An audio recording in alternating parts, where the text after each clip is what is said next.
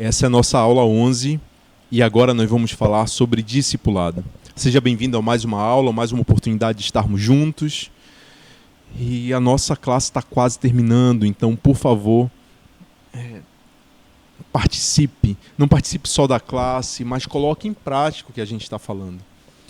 A desvantagem de ter um ensino híbrido ou um ensino à distância é que podemos ficar só na teoria e eu não quero que isso aconteça. É verdade que isso já acontece com algumas pessoas que têm aula presencial também. Nós precisamos colocar em prática. Servir a Deus, viver o Evangelho, é viver isso todos os dias. E agora nós vamos falar sobre um assunto que é importantíssimo para a nossa caminhada. A gente precisa responder assim: qual é a sua parte na obra de Deus? Já parou para pensar nisso? Já se perguntou, eu quero servir a Deus, a gente falou sobre isso na semana passada, mas qual é a minha parte na obra?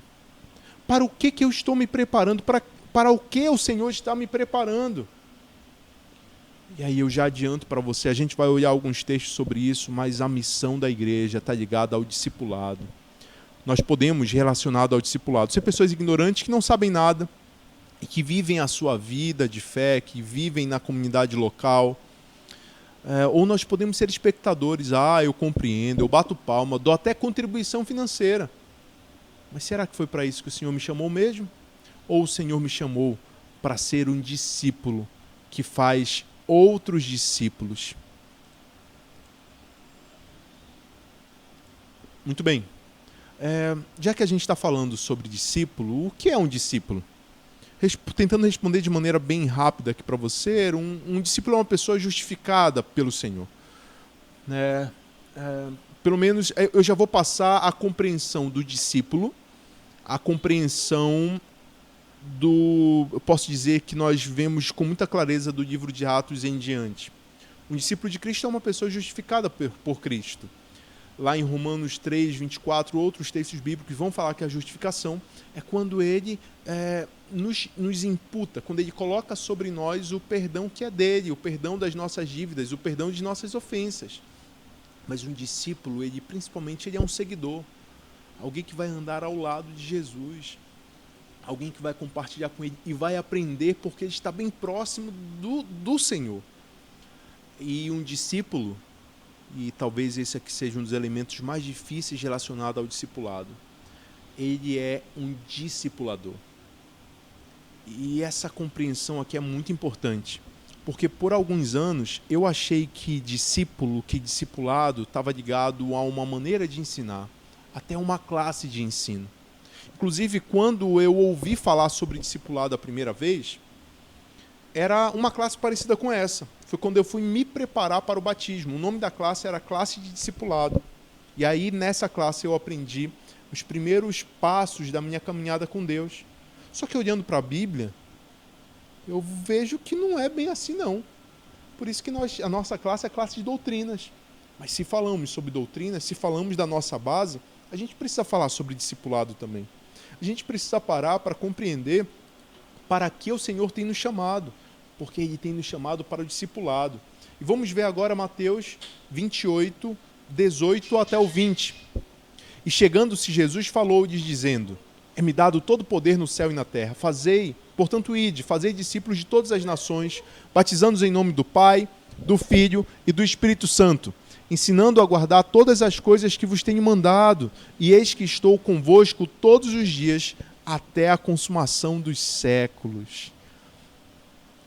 Se você chegou e tem participado de outros momentos do ensino à distância no período da pandemia, você já me ouviu falando outros momentos sobre discipulado, em momentos diferentes. Tivemos uma série de mensagens no início ainda desse ano de 2020, que falamos sobre a igreja que quase somos, e eu mostrei que o evangelismo discipulador, que o evangelismo por relacionamentos é um valor que queremos ter no ministério e na memorial. Então, para muitos de vocês, olhar o texto de Mateus 28, 18 até o 20 não é novidade. Mas mesmo não sendo novidade, por favor, vem comigo. E eu quero passar mais uma vez aqui esses conceitos, porque por mais que algumas pessoas, e logo quando eu vi primeiro esse versículo, eu compreendi que ele seria o id, que o imperativo seria o ide, na realidade o original vai mostrar que o imperativo é o faça discípulos. Seria algo como discipulai no original do grego. Então, se Cristo está dizendo para nós fazermos discípulos, essa tem que ser a nossa preocupação. Ah, mas eu contribuo para o pastor fazer discípulos. Fantástico! Preciso contribuir, falamos sobre isso na aula passada, contribuir financeiramente. Mas eu preciso fazer discípulos. É o que Cristo pede para mim fazer. E como eu faço isso? Eu vou, né? A ideia do indo. Eu chego até as pessoas e eu continuo caminhando ao lado delas. Eu continuo me conectando a essas pessoas. Eu faço discípulos batizando. Eu faço discípulos ensinando. Tudo isso junto. Nós, como igreja, trabalhamos isso de maneira conjunta. E esse tem que ser o nosso diferencial. Fazer discípulos. Isso precisa estar no nosso DNA. E precisamos fazer isso no mundo todo, é o que a palavra diz. E a promessa de Cristo é que Ele estará conosco todos os dias, até a consumação dos séculos. Então, por mais que fazer discípulos seja algo de formiguinha, que você não vai ficar famoso, e que você não vai ver o seu nome brilhar na frente das pessoas, mas é o que o Senhor quer, e Ele estará conosco se nós fizermos discípulos. E aí a gente pode perguntar novamente, de maneira mais incisiva, mas afinal, como fazemos discípulos? E aqui eu gostaria de passar para você o caminho do discipulado. É uma ferramenta, inclusive, que eu conheci na Coalizão Brasileira de Esportes. E aí eu vou passar rapidamente por ela, para ter mais tempo na nossa conversa, para a gente poder trocar um pouquinho mais de experiências. Mas a maneira como nós realizamos discípulos está muito ligada à oração. Você tem orado, meu irmão? Ou você só tem escutado alguém falar sobre oração? Ou você tem apenas falado sobre oração? Porque a oração não deve ser a maneira como eu falo, não deve ser aquilo que eu falo. A oração precisa ser a vida do cristão. Como servos de Deus, precisamos orar constantemente. Se o Senhor te chama para fazer discípulo em algum lugar, aí a gente começa a pensar assim, mas afinal, quais recursos eu posso levar para lá? Precisa ser a oração o primeiro recurso. A oração precisa ser a primeira, a segunda, a última ação, precisa ser a oração. Sempre precisamos voltar a esse checkpoint e perguntar, meu Deus, eu tenho orado? Quanto eu preciso orar? A oração ela é real na minha vida. Eu, como teu servo, tenho sido um servo de oração, porque já falamos sobre a ideia da igreja. Dizer que a minha igreja não ora quanto deveria orar, isso talvez indique que eu não estou orando quanto eu deveria estar orando. A oração precisa fazer parte, senão nós seremos levados pelas nossas próprias ideias, pelo nosso próprio desejo, pelas nossas próprias intenções, para a nossa própria glória. E por mais que a gente cresça ou não cresça, se não estamos sendo guiados pelo Senhor, o crescimento ele vai ser danoso para a gente, porque ele vai gerar orgulho. E se nós não crescermos e acharmos que esse resultado está ligado a nós mesmos, isso vai nos deprimir. Só que o resultado não é nosso. Nós fazemos discípulos, vivemos com Ele, compartilhamos o Evangelho. E quem traz o resultado é o Senhor. Por isso, parte do que eu faço nesse caminho do discipulado é me conectar a novas pessoas. Ah, pastor, mas eu não gosto muito de estar no meio das pessoas, eu não gosto muito de partilhar coisas com eles. Então, vamos ler mais a Bíblia? Vamos ver que a proposta de Cristo para nós é sobre pessoas, não é sobre templo, não é sobre projetos, não é sobre transformação social em si. A proposta de Cristo é sobre o Evangelho que está ligado a um relacionamento. Ou eu anuncio que Cristo quer se reconectar a essas pessoas, então eu me conecto a elas também. Eu vivo com elas. Eu vou descobrir o que elas estão fazendo. Eu interajo com essas pessoas. E precisamos compreender que as pessoas próximas da gente, elas querem se conectar também. É uma realidade que as gerações mais novas não têm vindo à igreja só por vir e não virão. Mas se nos conectarmos a elas, se tivermos amizade com elas, será constante e mais fácil conectá-las ao nosso amigo, que é Cristo, já que estamos conectados a Ele. Mas não se esqueça, inclusive na maneira como eu me conecto às pessoas, eu preciso constantemente estar conectado em oração. A oração me acompanha quando eu me conecto a pessoas, porque não é fácil. Às vezes, as pessoas vão desmarcar com a gente, as pessoas não demonstrarão que aquilo que eu estou falando, aquilo que eu mostro, realmente transforma suas vidas. Mas ainda assim eu continuo me conectando a elas. O servo de Deus, ele precisa exalar sempre o bom perfume de Cristo. E a oração me aproxima dele, para que de fato o perfume dele exale, não o meu perfume. Não quero somente me conectar às pessoas para ser popular. Eu me conecto porque Cristo, ele se importa com pessoas. O Evangelho é sobre pessoas. E a nossa igreja precisa ser sobre pessoas. Mas nós precisamos, além de nos conectar a elas, precisamos encontrar.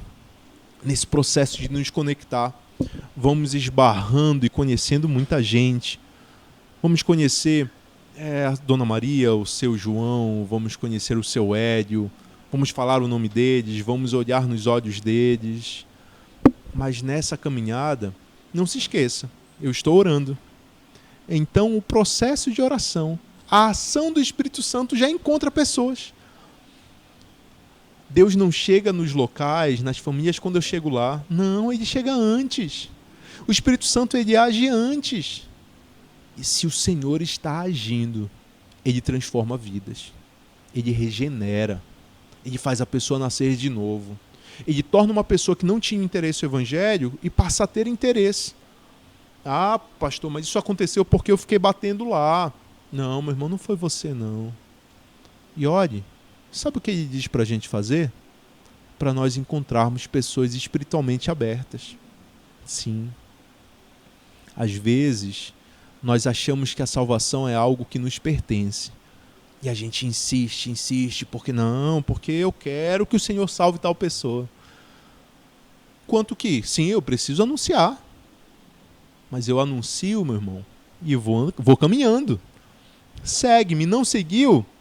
Que Deus te abençoe. Siga a sua vida em paz. Sacudo a poeira da minha sandália. Mas nesse processo nós vamos encontrar pessoas que estão abertas espiritualmente, que conseguem inclusive influenciar outras pessoas.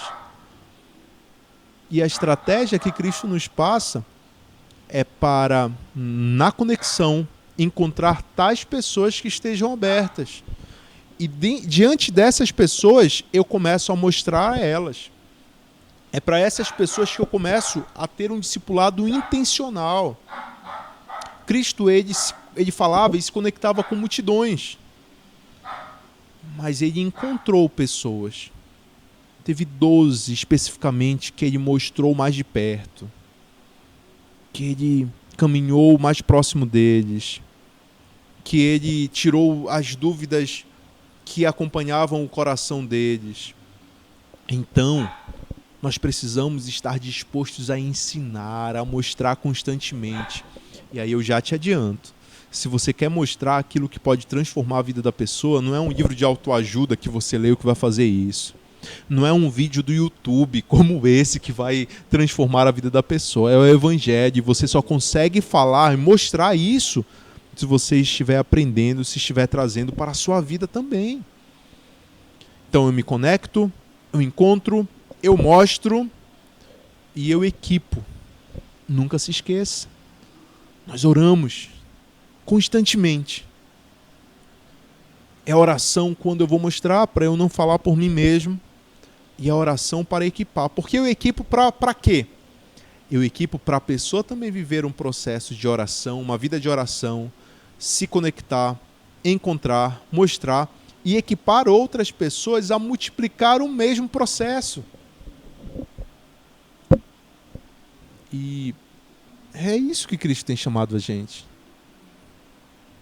Deixa Ele ser o Senhor das multidões. Se Ele nos abençoa com mais gente, trazendo a nossa igreja local, nós precisamos estar prontos para cuidar deles. E eu compreendo que a visão que Ele nos dá é de preparar o terreno. O crescimento quem dá é Ele. A salvação quem faz é Ele. Novos membros é Ele que traz. Mas nós precisamos estar dispostos a fazer isso. A orar constantemente, a encontrar, a mostrar e a equipar. Irmão, a gente chega ao fim de mais uma aula. A aula 11. Mas, por favor, faça discípulos de Cristo.